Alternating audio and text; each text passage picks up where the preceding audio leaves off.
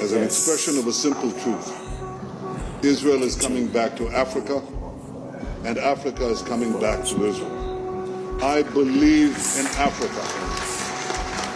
I believe in Africa. I believe in its potential, present and future. It is a continent on the rise.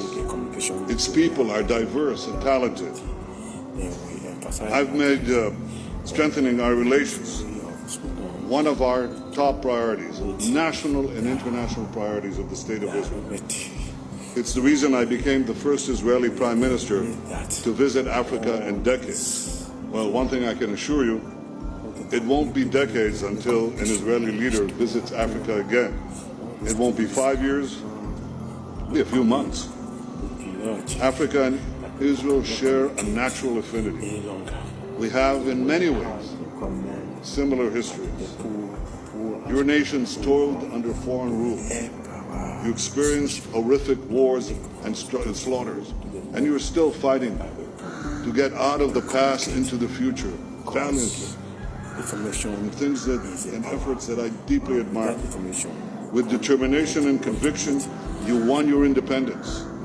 You healed the wounds of the past to chart a future of hope for your people. This is very much our history. Our people, too, were denied independence for far too long. Our people, too, suffered the indignity of bondage, slavery, and dispossession. Our people, too, experienced unimaginable horrors of mass death and genocide. But we never, ever gave in. We fought for our independence and won. We think that Israel now is the best partner that the countries of Africa could have, and it's something that is dear to our hearts.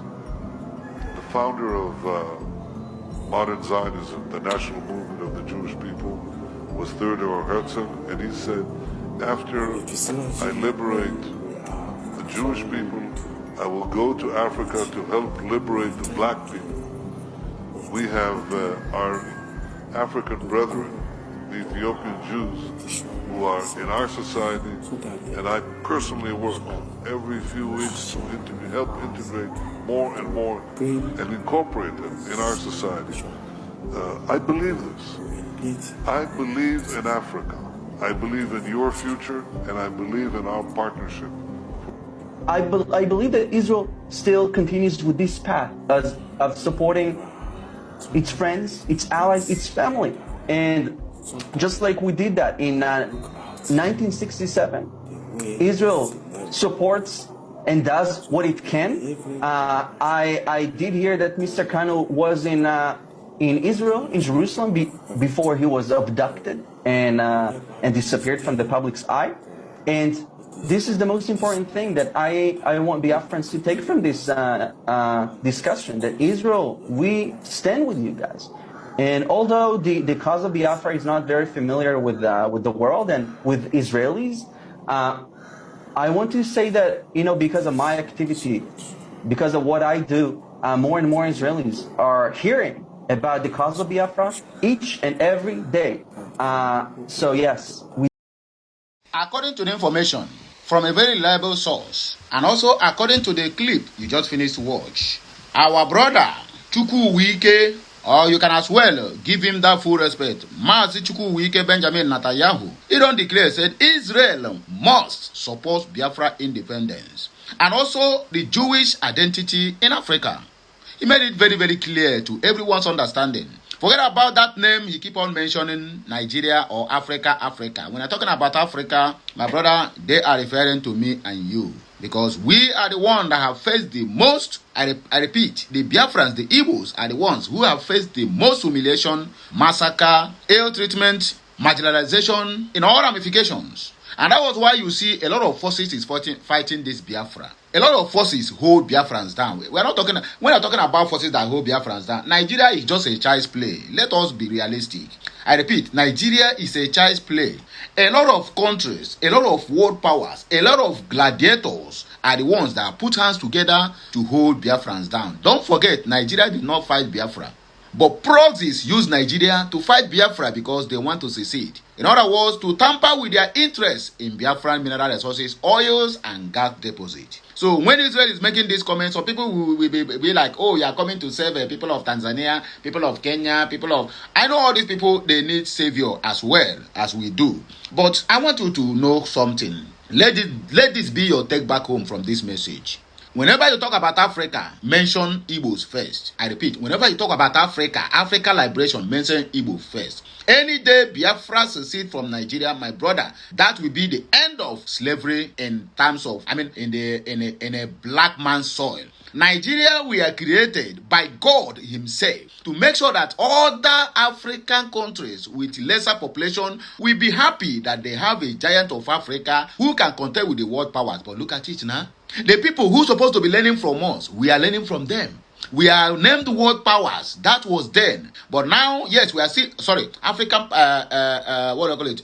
Giant of Africa. It is just for corruption. For now, or before, yes. But for now, it is in corruption, it is in killing, it is in militancy, it is in terrorism, and anything you can think of. So any day you see Biafra secede, my brother, a lot of countries in Africa, in fact, the celebration is going to be continually that the freedom we have been looking for is here. God created Nigeria for a reason. God gave that so-called Nigeria, whatever they may choose them, maybe you may choose another name to call them, just to make sure that they use them to liberate other Africans who have been in the shackles of the colonial masters. But the people they're supposed to be learning from, or hearing from, or even learning what they so-called democracy are still toddlers.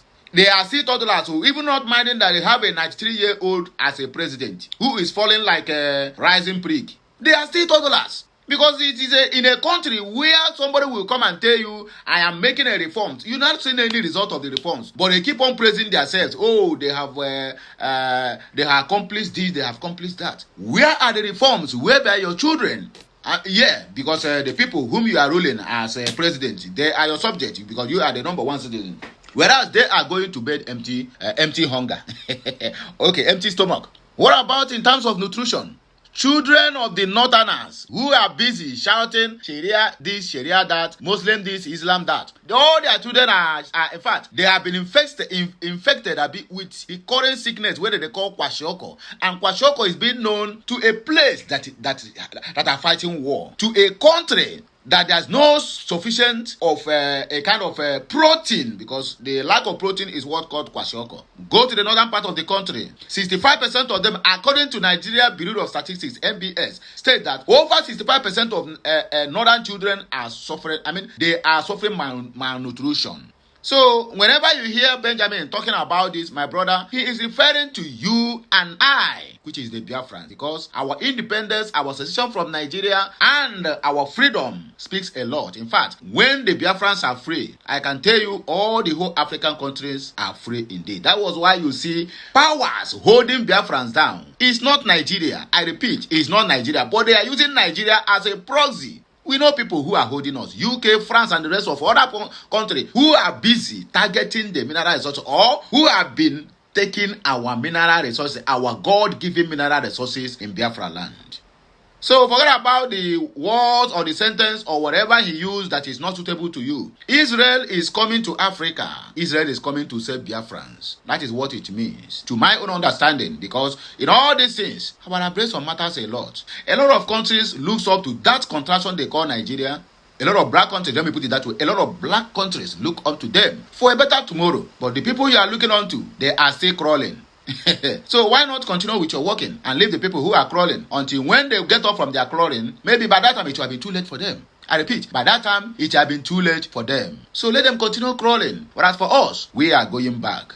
We are going back to where we come from. We are going to reunite with our brothers in the Jewish community down there in Israel. And if you can know another Israel that is going to emanate from Africa, is going to be Biafrans. Because the stronghold of Biafra, let me remind you what Herod said, a former British Prime Minister in those days when they are busy killing us. He said that the reason why they refuse to allow Biafrans go is that they are afraid of what Biafrans are going to do with their vast mineral resources. He said they are afraid of what Biafra is going to do with their vast mineral resources. What does this signify? They don't want you to grow up so that you can challenge the status quo.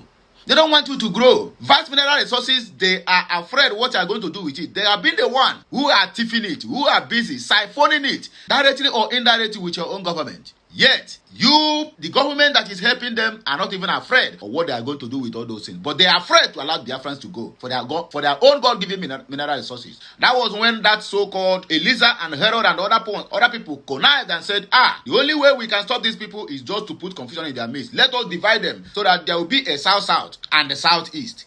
So the south, and when they divide that in, they put what will I call it? They put enmity between these two brothers and sisters from the same family. Begin to fight over their own. Not even over their own. So we're not even fighting about land. We're not fighting about oil. Fighting recognition. Somebody who is answering TBK is coming to tell you that I'm not an Igbo man. I'm Ikwere. I'm Bini. I am Ijo. I am Opobos. You can imagine that rubbish. Yes, we have Biafra. Igbo is not the only language in Biafra land. Igbo is part of the language in Biafra land. Of course, Igbo is part of the language in Biafra land. But all of them are the same culture and the same religion. You can only say, okay, you found some kind of traditionalist, but they are all Christians, which they can live in harmony and maintain tranquility. But the same people who have been divided between ethnic lines and whatever they may call it or languages, somebody who is speaking Ijaw will come and tell you that because he's not speaking Igbo, he's not an Igbo man. But go and trace his ancestral. His trajectory shows that he's an Igbo. Or maybe he comes from the lineage of the Igbos. You can imagine that. Just like the so-called what will I call him? That toad of the creek, toad of the creek, Asari Dokubo, who makes a lot of noise. His lineage is from other state, but he denied his ancestry. Sometimes, not all the time, because of politics. He will come and tell you today I'm Igbo. Tomorrow, when they give him money, he says he's not an Igbo again. He's a Kalabari man. That is exactly what is happening here. So they divide us because they want us to have confusion. If there's any access Biafra have to the sea, if there's any access Biafra have to the sea, which our 5 plot of land, as they call us, my brother, we have long gone.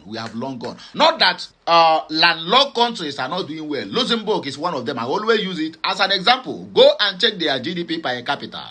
Luxembourg, a very small country, landlocked, but go and check their GDP per capita. If Ojuku would have known all this, ask Uche and Abia, because then nobody knows. They have told us, okay, go with your 5 plot of land. We would have gone since, because we are looking for a trace to see, whether sea or no sea. There are some countries who are landlocked inside landlocked. That is countries, the country that is surrounding them are also landlocked from another countries, and they are still doing well, and they are still in existence. Their economy is also booming. But you that have access to river, to sea, to mountains and to deserts, what were you able to do with it? I asked the Nigerian government. The answer is zero. I beg you, I don't talk too much. Let me just dissect the comment section. Let me just take one or few comments and then we'll round up. Igwe Collins said, please, President J. Trump, you people should help us Biafra. We are begging, please, in the name of whatever you may believe. Biwe said, please, as you really believe, don't waste time anymore. Come with heavy thunder to rescue us from Nigeria, okay? My authority. People are tired. That is said, the supremacy of Almighty God remains. Leave what God said about Biafra to come to reality. Let it be. My people, I beg, let us end it here. More of these videos will be coming your way. Just at the comment section, drop kudos to Mazuchi Wike Benjamin Netanyahu. We don't give him a baptismal name. On our way to my people, I beg, like, share, comment, and keep subscribing for more interesting videos coming your way. Help me to circulate this message, let it go viral.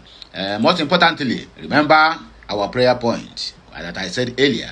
And as you do that, may my God bless you, prosper you, and meet you at every point of your need. Please share this message. Follow us on all our social media handles. It shall be well with you. Kachineke mezi okwu.